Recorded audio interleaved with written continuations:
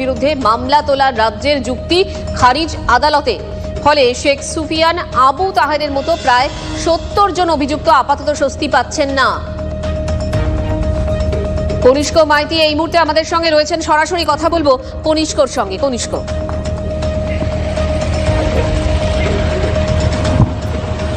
দেখো, আমি এই মুহূর্তে রয়েছি নন্দীগ্রামে, আর নন্দীগ্রামের সেই ঐতিহাসিক সংযোগ অর্থাৎ ভাঙাবেড়া ব্রিজে। আমি তোমাকে ব্রিজটা দেখানোর চেষ্টা করব। এই সেই ভাঙাবেড়া, আমার ঠিক পেছন দিকে যেখানে আছে সেটা হচ্ছে খেজুরি, আর ডান দিকে যেটা ক্যামেরা যতদূর দেখা যাচ্ছে সেটা হচ্ছে নন্দীগ্রাম।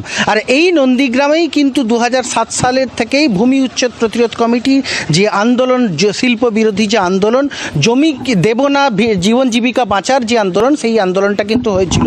ঠিক বাঁ দিকে এই দিকে গেলে যে হলদি নদীর সংযোগস্থল, এবং ডান দিকে এটা তালপাটি খাল, জননী ইটভাটা সহ তেখালি, গোকুলনগর সহ বিভিন্ন এলাকা এখান থেকে দেখা যাবে। ফলে সমগ্র বিষয়টা নিয়ে তৎকালীন এই জায়গায় সংকীর্ণ ছিল। এখন অনেকটা উন্নয়নের ছাপ পড়লেও কিন্তু নন্দীগ্রামে মানুষের মনে সেই ক্ষোভ বা ক্ষেত কিন্তু থেকে গিয়েছে।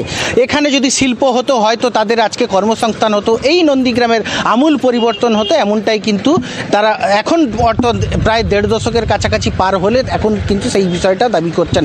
আমি একটু কথা বলে নেওয়ার চেষ্টা করব। স্থানীয় বেশ কিছু মানুষজন আছেন, পুরনো মানুষজন, তারা সেই সময় কি ভেবেছিলেন, সেই বিষয়টাকে কি চিন্তাভাবনা করছিলেন একটু জেনে নেওয়ার চেষ্টা করব।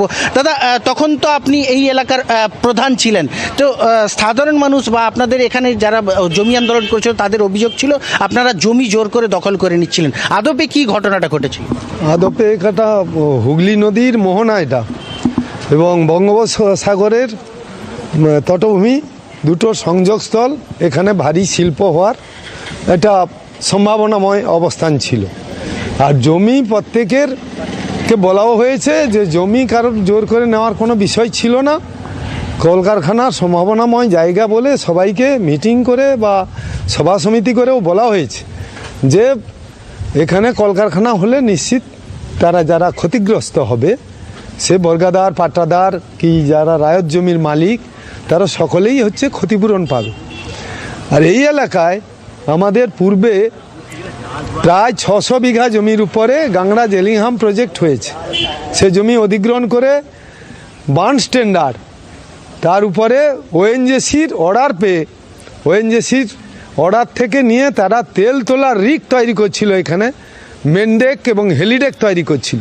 প্রায় 7 বছর ধরে ওই কলকারখানার কাজ চলছিল, পাথর ফিল্ডিং করে, শিপ পাইল করে, নদী ধারকে বেঁধে শিপ পাইল করে এখানে শিল্পর স্বাদ মানুষে পেয়েছিল। এখানে কাজ চলছিল যেহেতু বেশ কিছু লোক তার দ্বারা উপকৃতও হয়েছে। তাহলে তখন যারা জমি আন্দোলন করছেন তারা তো অভিযোগ করছেন যে এটা দো ফসলি জমি বা এক ফসলি জমি, এখান থেকে জমি অধিগ্রহণ যদি করে না হয় তারা বাঁচবেন কিভাবে। সেখানে আপনাদের বিরুদ্ধে অভিযোগ ওঠে আপনারা তাদের কর্মী সমর্থকদের মারধর করেছেন এবং বহু শহীদ হয়েছে, এমনটা অভিযোগ। পাল্টা আবার আপনারাও অভিযোগ করছেন যে আপনাদের কর্মী সমর্থকদের পুড়িয়ে মারা হয়েছে, আহত করা হয়েছে, এই ধরনের অভিযোগ। আজকে সমগ্র বিষয়টা সেই 2007 সাল থেকে সেই মামলা আজকে কোর্টে বিচারাধীন। এই বিষয়টাকে নিয়ে কী পর্যবেক্ষণ?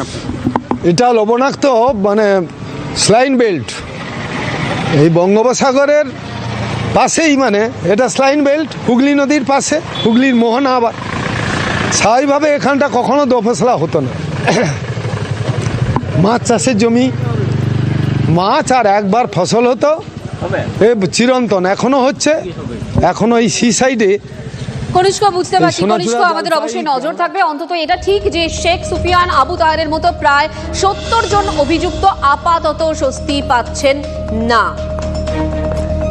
সিপিএম আমলে বলা হতো অনিলায়ন, অনিল বিশ্বাসের লোক হলেই